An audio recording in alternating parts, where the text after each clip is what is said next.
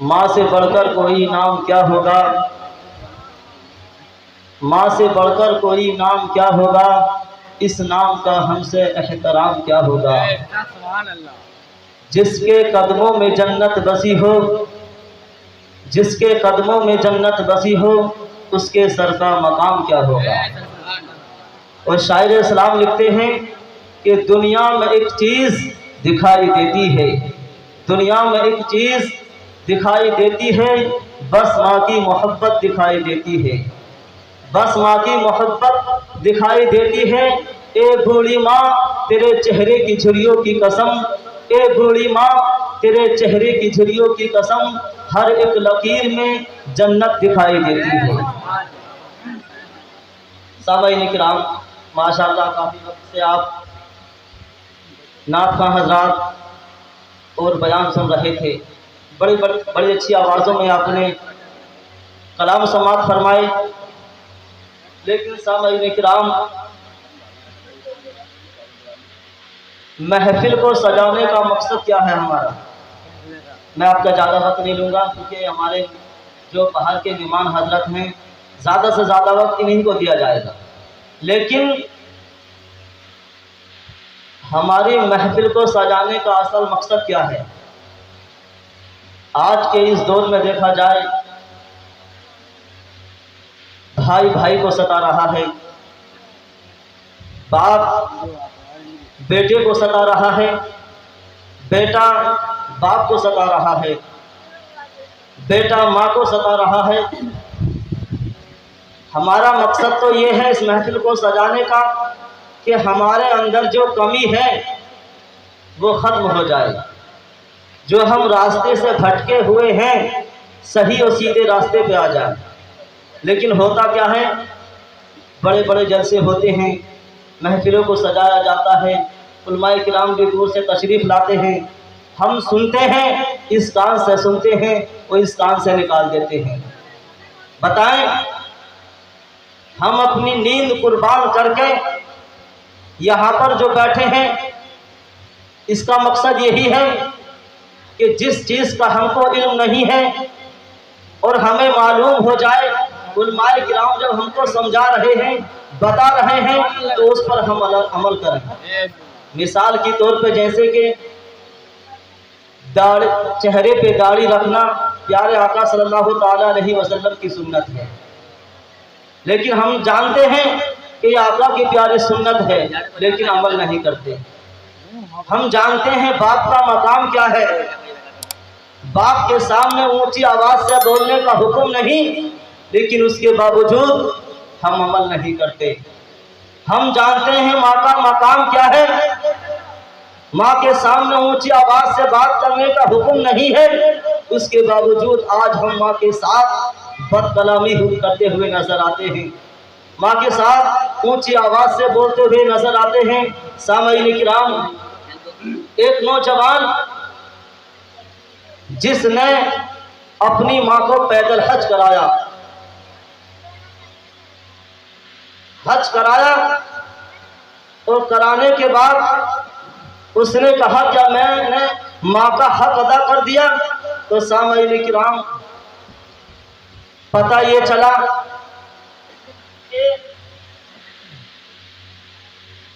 पता ये चलता है कि जिस वक्त वो बच्चा था, छोटा था, उसने अपने बिस्तर पर पेशाब कर दिया था, पेशाब कर दिया।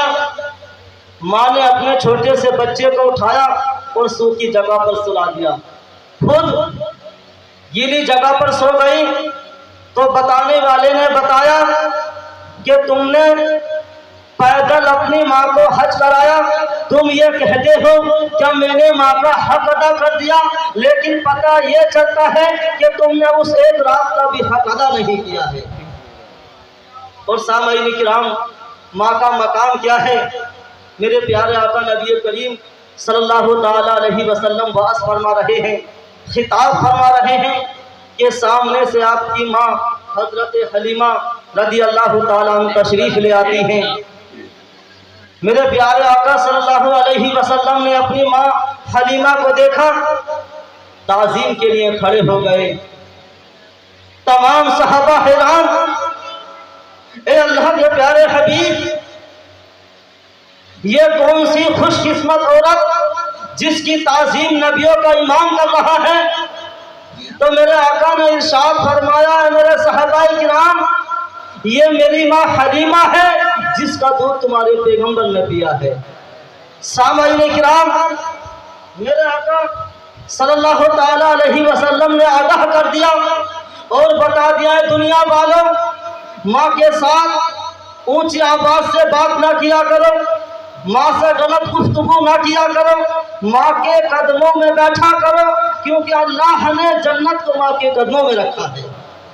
और सामाईन इकराम, एक छोटी सी बात बताकर मैं रुखसत हो रहा हूँ कि मेरे प्यारे आका सल्लल्लाहु अलैहि वसल्लम की बारगाह में एक नौजवान आया, अर्ज करने लगा, या रसूल अल्लाह सल्लल्लाहु ताला अलैहि वसल्लम, मैंने मन्नत मांगी थी, मेरा फला काम हो जाए, मैं खाना काबे का दरवाज़ा चूमूंगा, लेकिन ए अल्लाह के प्यारे हबीब, जन्नत का दरवाज़ा चूमूंगा, लेकिन जिस वक्त मैंने वो मन्नत मांगी थी, वो तमन्ना की थी, उस वक्त मैं मालदार था, मेरे पास सवारी का इंतज़ाम था, मैं दौलतमंद था, लेकिन अल्लाह के प्यारे हबीब सल्लल्लाहु अलैहि वसल्लम, जब आज मेरी ये मन्नत पूरी हुई है, मैं कमज़ोर हूँ, मैं गरीब हूँ, मेरे पास पैसा नहीं है, मेरे पास सवारी का इंतज़ाम नहीं है, तो मेरे आका ने इरशाद फरमाया, ऐ नौजवान, घर चला जा और जाने के बाद अपनी माँ के कदमों को बोसा दे, मन्नत पूरी हो जाएगी। सामाईन किराम, नौजवान हाथ जोड़कर अर्ज करता है, या रसूल अल्लाह, मेरी माँ का इंतकाल हो चुका है। आका करीम सल्लल्लाहु अलैहि वसल्लम ने फरमाया, ऐ नौजवान, जिस कब्रिस्तान में तेरी माँ की कब्र है, उस कब्रिस्तान में जाकर अपनी माँ की कब्र को पाँव की तरफ से बोसा दे, मन्नत पूरी हो जाएगी। नौजवान फिर अर्ज करता है, या रसूल अल्लाह, ए अल्लाह के प्यारे हबीब, मुझको ये इल्म नहीं, मुझको ये पता नहीं कि मेरी माँ की कब्र कौन से कब्रिस्तान में है। तो आका करीम सल्लल्लाहु अलैहि वसल्लम ने इरशाद फरमाया, ऐ नौजवान, जिस कब्रिस्तान में तेरी माँ की कब्र है, पूरे कब्रिस्तान को अपनी माँ की कब्र तसव्वुर कर पाँव की तरफ से बोसा दे, मन्नत पूरी हो जाएगी। सामाईन किराम, नौजवान फिर अर्ज करता है, या रसूल अल्लाह सल्लल्लाहु ताला अलैहि वसल्लम, मुझको ये भी इल्म नहीं, मुझको ये भी पता नहीं कि मेरी माँ की कब्र कौन से कब्रिस्तान में है, मेरी माँ कहाँ दफन है। तो मेरे आका की शान पर कुर्बान जाए, मेरे आका ने इरशाद फरमाया, ऐ नौजवान, घर चला जा और जाने के बाद एक लकीर खींच, उस लकीर को माँ की कब्र तसव्वुर कर पाँव की तरफ से बोसा दे, मन्नत पूरी हो जाएगी। तो सामाईन किराम, अब पता यह चलता है, लकीर खींचकर अगर माँ की कब्र का तसव्वुर किया जा सकता है, तो इन अंगूठों से भी मोहम्मद अरबी के नूर का तसव्वुर किया जा सकता है। अगर माँ की कब्र को चूमने से इंसान की मुराद पूरी हो सकती है, तो रसूलुल्लाह के नाम को चूमने से हमारी निजात हो सकती है। बहरहाल, अल्लाह तबारक व तआला हम सबको माँ बाप की खिदमत करने की तौफीक अता फरमाए। और सामाईन किराम, हम जो यहाँ पर जमा हैं, इस घर से आलम भाई की वादा का इंतकाल हो चुका, उन्हीं के असाले सवाब के लिए हम यहाँ पर जमा हैं। अल्लाह तबारक व तआला की बारगाह में दुआ है कि परवरदिगार आलम महफिल रसूल के सदके मैयत मरहुमा के गुनाह कबाइर गुनाह सगाइर को माफ़ अता फरमाए, जन्नत फिरदौस में उनके लिए आला से आला मकाम अता फरमाए। अस्सलाम।